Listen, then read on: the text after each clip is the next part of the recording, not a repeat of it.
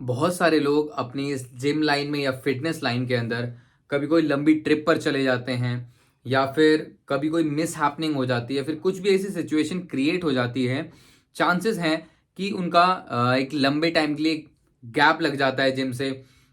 15 दिन के लिए, 20 दिन के लिए, 1 महीना, 1.5 महीना, 2 महीने तक के लिए भी काफी लोग ऑफ हो जाते हैं। बिल्कुल वो ये सवाल भी अपने दिमाग में सोचते होंगे, हमारा वर्कआउट कैसे होगा, या फिर जो इतने टाइम से हमने मेहनत करी है वो मेहनत वेस्ट तो नहीं हो जाएगी, हमारा मसल मास का क्या होगा। इस वीडियो को लास्ट तक देखना, क्योंकि मैं 20-22 दिन के लिए बिल्कुल जिम से ऑफ हो गया था।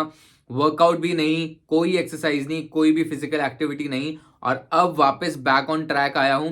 तो क्या रहा मेरे साथ में, क्या मेरी ओवरऑल फिजिक हुई, क्या चेंजेस हुए, क्या मैंने डाइट में बदलाव किया, क्या मेरी स्ट्रेंथ गेन्स को क्या हुआ। What is a beauty family, कैसे हैं आप सब लोग। स्वागत है आप लोग का फिर से एक और इंटरेस्टिंग वीडियो के अंदर।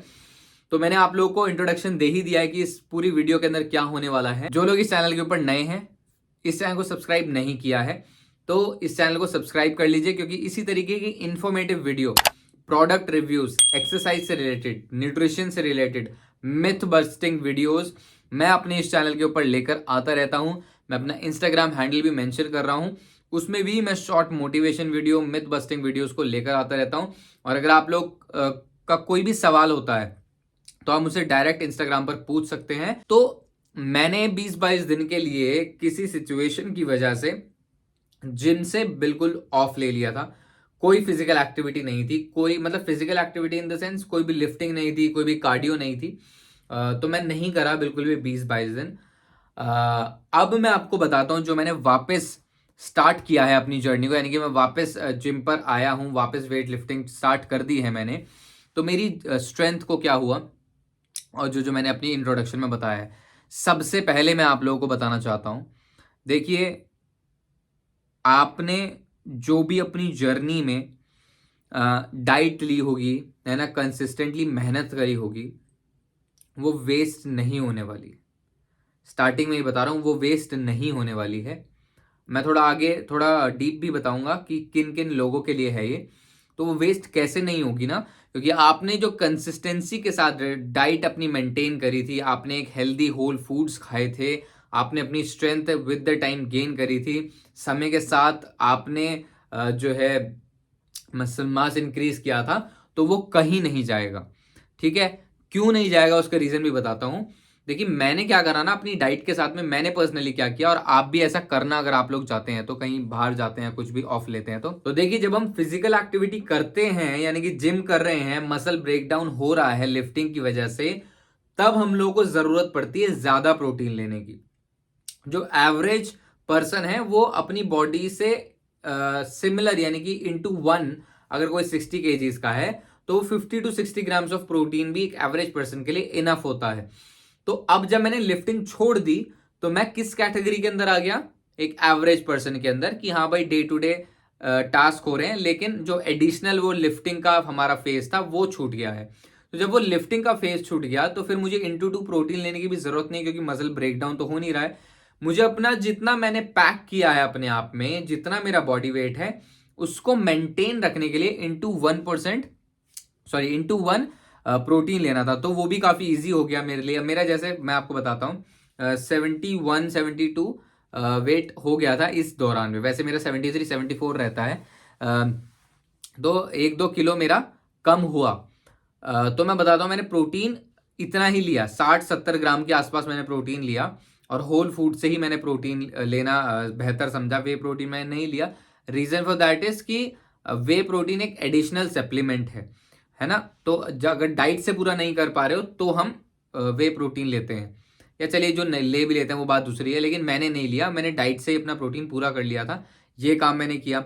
उससे क्या हुआ, मेरे को बहुत ज्यादा मसल लॉस नहीं हुआ, और मेरी जो बॉडी वेट था, मुश्किल से 1 kg, मेरा 1-1.5 kg बॉडी वेट डाउन हुआ। दूसरी बहुत इंपॉर्टेंट बात जो लोग गलती करते हैं, और मैंने नहीं करी थी और आपको भी नहीं करनी चाहिए, पहले तो मैंने बता दिया कि प्रोटीन इंटेक आप लोग को अपना बनाकर रखना है, ताकि मसल लॉस ना हो, जितना आपने मसल पैक किया उसको मेंटेन रख पाए। दूसरा पॉइंट आप लोग को समझा देता हूं, कि जो लोग ऑफ जाते हैं, मान लीजिए ट्रिप्स पर या कुछ भी कर रहे हैं, बहुत ज्यादा अनहेल्दी डाइट पर चले जाते हैं, बहुत ज्यादा कैलोरीज बिल्कुल भी ट्रैक नहीं करेंगे, बस अब घूमना फिरना है तो चलिए अब बस हम 15-20 दिन 1 महीने के लिए हम डाइट देखेंगे ही नहीं, pizza burgers this and that sweets और अनसेट चीज़ें खाते रहते हैं। उससे क्या होता है, आपका फैट एक्यूमुलेट हो जाता है, फैट एक्यूमुलेट हो जाता है बॉडी के अंदर, ठीक है। आपका ओवरऑल जो बॉडी है वो काफ़ी फ्लफी सी बन जाएगी, मतलब काफ़ी बॉडी में प्रॉब्लम आ जाएगी, जिसको आपको दोबारा से रिकवर करने में बहुत प्रॉब्लम आएगी। तो ये चीज़ मेरे दिमाग के अंदर फीड थी कि जब तक मैं जिम दोबारा से ज्वाइन नहीं कर लूंगा, मतलब जिम में जा रहा था क्योंकि ऑब्वियसली ट्रेनर का काम है तो मुझे अपना काम तो करना था, लेकिन मैं अपनी एक्सरसाइज नहीं कर रहा था। जब तक मैं एक्सरसाइज नहीं करूंगा तब तक मैं एक हेल्दी डाइट रखूंगा, ये मेरे दिमाग के अंदर था। वो मैंने आपको पहले भी बताया कि मैं चीट मील्स वीकली बेसिस पे या फिर 1 महीने में 2-3 बार आराम से ले लेता हूँ, उसमें कोई प्रॉब्लम नहीं होती है। लेकिन एक healthy whole food option, homemade food options मेरे साथ हमेशा रहते थे।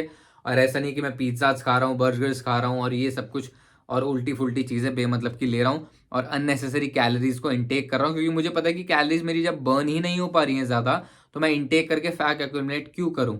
तो ये दूसरा पॉइंट है, बहुत ज़्यादा ध्यान रखना कि जब भी आप ऐसे होते हैं तो थोड़े लाइट मील्स लेना, है ना। और जितना ज़्यादा आप लिफ्टिंग के टाइम पर ले रहे थे उतना आपको नहीं खाना है। अब एक मेन बात बताता हूं जो शायद आप लोगों को पता ना हो, जो भी नेचुरल लिफ्टर्स हैं मेरी तरह, आप लोगों को मैं एक खुशखबरी देना चाहता हूं कि जो आपने मेहनत करके अपनी मसल्स को पैक किया है, अपनी स्ट्रेंथ को पैक किया है, अगर आप ये पिछले 2 पॉइंट को ऑन पॉइंट रखते हो और आप किसी लंबे टाइम पर जा भी रहे हो, जिम से ऑफ जा रहे हो, तो ना तो आपका कोई भी मसल जाने वाला है और ना ही आपकी कहीं भी स्ट्रेंथ जाने वाली है।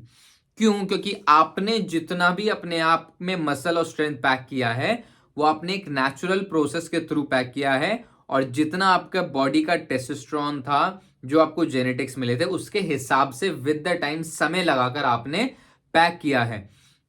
तो जब आप ऑफ ट्रैक जाते हैं तो आप में टेस्टोस्टेरोन तो उतना ही है ना। अब आप लोग ये उन लोगों को सिग्नल है, उन लोगों को मैसेज है, सॉरी, जो लोग स्टेरॉइड्स पर होते हैं। तो आप लोग उनकी तरह से अप्स एंड डाउन्स पर नहीं जाने वाले कि जब तक स्टेरॉइड्स हमारी बॉडी के अंदर जा रहे हैं, टेस्टोस्टेरोन लेवल्स हमारे ट्रिपल पहुंच चुके हैं, *4 पहुंच चुके हैं, और जब हम जिम से ऑफ ले रहे हैं, पीसीटी पर आते हैं, तो उसके बाद में सब लोग तो टीआरटी पर नहीं जाते। देखिए मैं ये वाला इस ट्रैक पर बोलना नहीं चाहता हूँ, एक थोड़ी हिंट दे रहा हूँ कि जो कोई अगर स्टेरॉइड्स वाला है और मुझको इन वीडियोस को देख रहा है, आप शेयर भी कर सकते हैं उन लोगों के साथ में। तो उनका जब फिर नेचुरल टेस्टोस्टेरोन पर आता है, जो *3 * 4 टेस्टोस्टेरोन मिल रहा था, अब वो नेचुरल पर आ गया, कितना 2-3 गुना और कम हो गया, नेचुरल लेवल पर आया है। नेचुरल से भी कम चला जाता है काफी लोगों का। तो उतना मसल मास आप पैक नहीं कर पाएंगे, कैरी नहीं कर पाएंगे, क्योंकि जितने मसल मास पे आपको नेचुरली ग्रो करना था आपने उससे 3-4 गुना ज्यादा लिया ना। अब से आप कम पर आएंगे तो उतना मसल मास थोड़ी कैरी कर पाएंगे। तो ये हमारे साथ नहीं होने वाला है नेचुरल लिफ्टर्स के साथ में, क्योंकि हमारा बैलेंस नेचुरल टेस्टोस्टेरोन है, जितना हमने किया था उतना ही अभी भी है। हम ऑन पॉइंट डाइट पर भी अभी अच्छी खासी ठीक ठाक डाइट ले लेते हैं, और जो है हम प्रोटीन इंटेक भी मेंटेन करने के लिए अपनी मसल्स को *1 अपने बॉडी वेट के हिसाब से ले रहे हैं। तो ये खुशखबरी है ना। और यही मैंने एक्सपीरियंस किया जब मैं वापस जिम के अंदर आया। आप लोग यकीन नहीं मानोगे, मेरी स्ट्रेंथ भी इतनी अच्छी है इस वक्त फिलहाल भी, और मेरा मसल मास भी कहीं नहीं गया। जो मैंने 1-1.5 किलो आपको भी बोला है, मैंने वेट लॉस मेरा लॉस हुआ था, वो वापस 2 से 3 दिन के अंदर वापस रीगेन हुआ है। 2 से 3 दिन के अंदर वापस 1-1.5 किलो रीगेन हुआ। रीजन क्या? मैंने अपनी वापस वही हाई प्रोटीन डाइट शुरू कर दी, थोड़ी कैलोरी सरप्लस कर दी, और अपनी बॉडी को मसल्स को ब्रेक डाउन होना स्टार्ट हो गया, तो वो वापस सब कुछ रीगेन हो गया, सारी स्ट्रेंथ रीगेन हो गई, कुछ ही दिन के अंदर ही रीगेन हो गई। मैं आपको बताता हूँ जो अभी मेरा फिलहाल कंडीशन है, मुझे ऐसा लग रहा है कि मैं पहले से ज्यादा ग्रो करना स्टार्ट कर रहा हूँ। रीजन क्या है कि जो मसल्स हैं वो पूरी तरह से शांत हो चुकी हैं, उन पर कोई भी लोड नहीं हो रहा है, मतलब एक तरीके से फ्री कर दिया हमने। कुछ टाइम के लिए छुट्टी पर हो जाते हैं ना जो लोग, उसी तरह से हमने मसल्स को बिल्कुल फ्री कर दिया। कोई टॉर्चर नहीं हो रहा है, कोई, है ना, और स्लीप भी अच्छी कहाँ से मिल रही है। तो इस तरह से जब हम वापस स्टार्ट करते हैं तो वापस एक किक इन मिलता है, एक शॉक मिलता है मसल्स को, तो वापस जो है रिबिल्ड होना और बिगर होना स्टार्ट करती हैं। तो मुझे एक प्लस पॉइंट भी मिला इस चीज का कि आप लोग कभी कभी 1 वीक का ऑफ भी ले सकते हैं। मान लीजिए आप कुछ महीने से ट्रेनिंग कर रहे हैं ना, तो 1 वीक का आप ऑफ ले लो, आपको दोबारा जब आप स्टार्ट करो तो एक किक इन मिलेगा आपको। उम्मीद करता हूं आप लोगों को एक इन्फॉर्मेशन और मोटिवेशन मिली होगी, प्लस पॉइंट लगा होगा नेचुरल लिफ्टर्स को। इन तीनों पॉइंट्स को ध्यान रखना। मिलेंगे हम लोग अगली वीडियो में। ख्याल रखिए आप लोग अपना, तब तक के लिए पीस आउट।